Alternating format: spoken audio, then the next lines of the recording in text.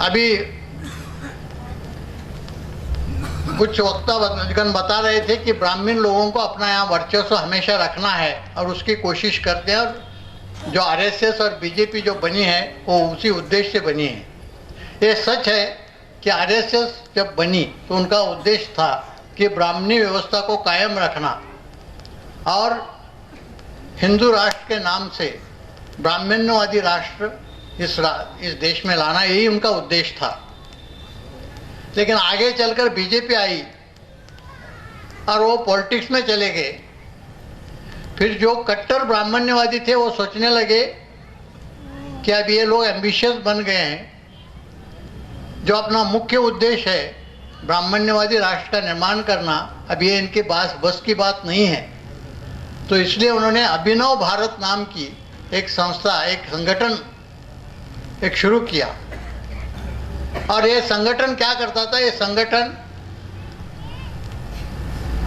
इस देश के प्रमुख शहरों में जाके वहाँ के जो कट्टर ब्राह्मण्यवादी थे उनकी मीटिंग्स लेते थे, और वो मीटिंग्स में उनका डिस्कशन होता था कि हमें अगर अपने ओरिजिनल एजेंडा के मुताबिक अगर ब्राह्मण राष्ट्र या हिंदू राष्ट्र यहाँ स्थापित करना है तो हमें क्या करना पड़ेगा। तो इसलिए उन्होंने इस्राइल से डिस्कशन शुरू किया था, इसलिए उन्होंने नेपाल से भी उनका बातचीत चली थी, और नागा में जो बंडखोर थे उनसे भी उनकी बातचीत चली थी, और उनके में ये तय हुआ। और जो कर्नल पुरोहित थे, कर्नल पुरोहित आर्मी इंटेलिजेंस में थे, उनको काफ़ी पैमाने पर आरडीएक्स मिलता था, तो आरडीएक्स वहाँ से ले आते, और ये जो अभिनव भारत के लोगों को बम धमाका करने के लिए वो दे देते।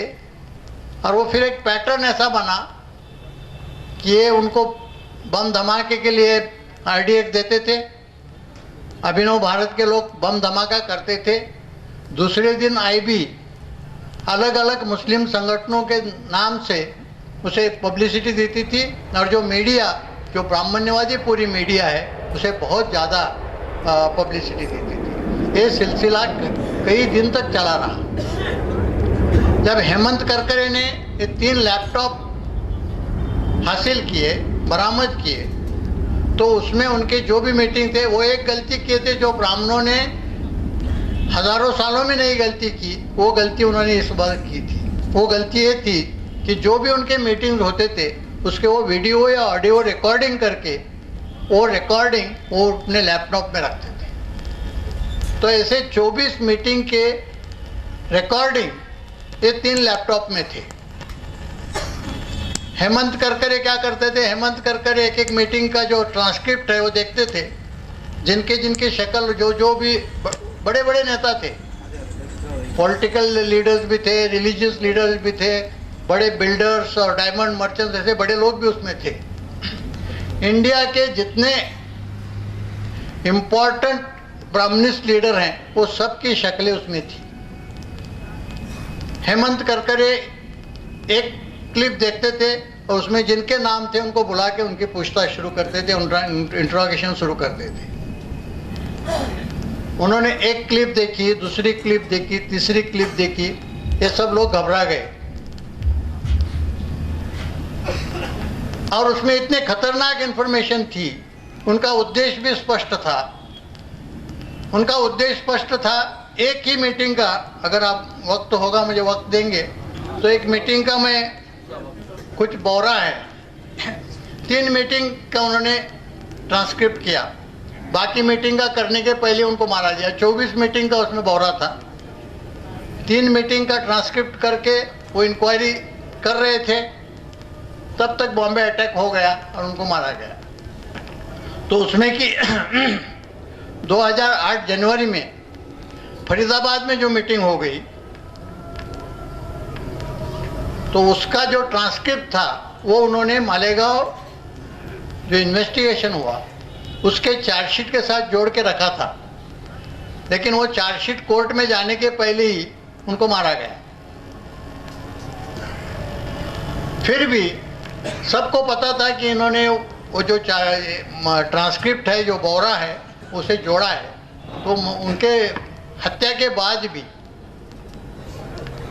वो चार्जशीट के साथ वो जो ट्रांसक्रिप्ट है वो चला गया और आज भी वो ट्रांसक्रिप्ट कोर्ट में मौजूद है और ये पब्लिक डॉक्यूमेंट है, ऐसा कुछ कॉन्फिडेंशियल नहीं है। तो उसमें कि इम्पोर्टेंट पॉइंट मैं बताता हूँ, एक मीटिंग का है, ऐसे 24 मीटिंग हुई थी। ये मीटिंग कुछ इंग्लिश में और कुछ हिंदी में हुई थी, ज़्यादातर हिंदी में थी, कुछ कुछ अंग्रेजी वर्ड इंग्लिश वर्ड्स वो बोलते थे। तो उनके उद्देश्य क्या थे, उनका पैटर्न क्या था, ये सब बातें उससे पता चलती हैं।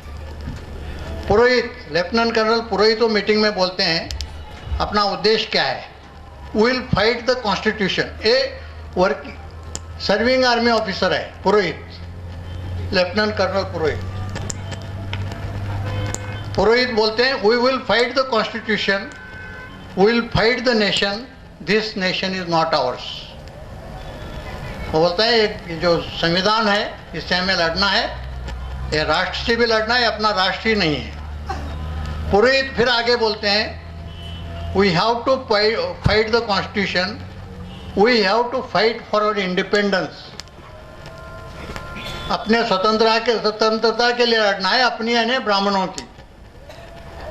फिर वो हिंदी में बोलते हैं इस संविधान को मानना ही नहीं है, नॉकिंग डाउन ये एक ही तरीका आवश्यक है। ये संविधान को हमें मानना नहीं है, इसे खत्म करना एक ही तरीका है।